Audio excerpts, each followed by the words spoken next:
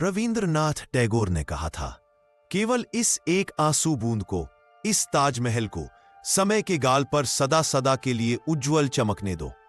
और सचमुच यमुना के शांत किनारे पर खड़ा यह स्मारक इतिहास, प्रेम और कला की अनंत गूंज है।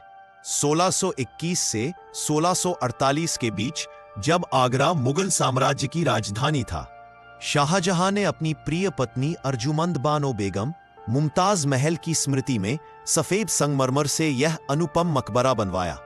इस स्मारक में इस्लामी वास्तुकला की परंपराएं, फारसी शैली की नजाकत और मुगल सौंदर्यबोध का अतुलनीय संगम दिखाई देता है। इसकी कोमल रेखाओं और संतुलित संरचनाओं में वह महीन सौंदर्य झलकता है जो प्राचीन भारतीय निर्माण शैलियों से एकदम भिन्न है। 1648 में मुख्य मकबरा पूरा हो गया, लेकिन पूरा ताजमहल परिसर 1653 में ही पूर्ण हुआ। लगभग 32 लाख रुपए की उस समय की लागत, जो आज के मूल्य में अरबों में आंकी जाती है, कि इस प्रकल्प में 20,000 से अधिक कारीगरों ने अपने कौशल की पराकाष्ठा दिखाई। संगमरमर में जड़े गए कीमती पत्थर, चीन का जेड, तिब्बत का फिरोजा, अफगानिस्तान का लाजवर्द, श्रीलंका का नीलम और अरब का मानिक ताजमहल को एक दिव्य चमक देते हैं। मुख्य ढांचे का वास्तु उस्ताद अहमद लाहौरी के नेतृत्व में तैयार किया गया, जबकि पूरी संरचना में लाल बलुआ पत्थर और सफेद संगमरमर का सामंजस्य मुगल शैली का अनोखा हस्ताक्षर है। 1983 में यूनेस्को ने ताजमहल को भारत में इस्लामी कला का रत्न घोषित किया। आज यह विश्व की सबसे प्रतिष्ठित धरोहरों में से एक है, जहां हर वर्ष लाखों पर्यटक इस अनंत प्रेम की कहानी को करीब से महसूस करने आते हैं। 2007 में इसे आधुनिक विश्व के 7 आश्चर्यों में भी स्थान मिला।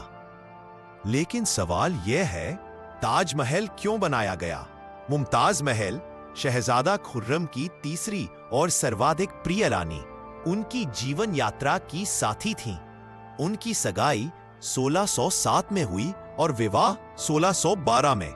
सौंदर्य, सद्गुण और कोमल हृदय वाली मुमताज शहजादा की सबसे विश्वस्त सहचर थीं। इतना विश्वास कि शाही मुहर तक उनके नाम कर दी गई थी। वे जहां भी बादशाह जाते, उनके साथ रहती, जंग के मैदानों तक।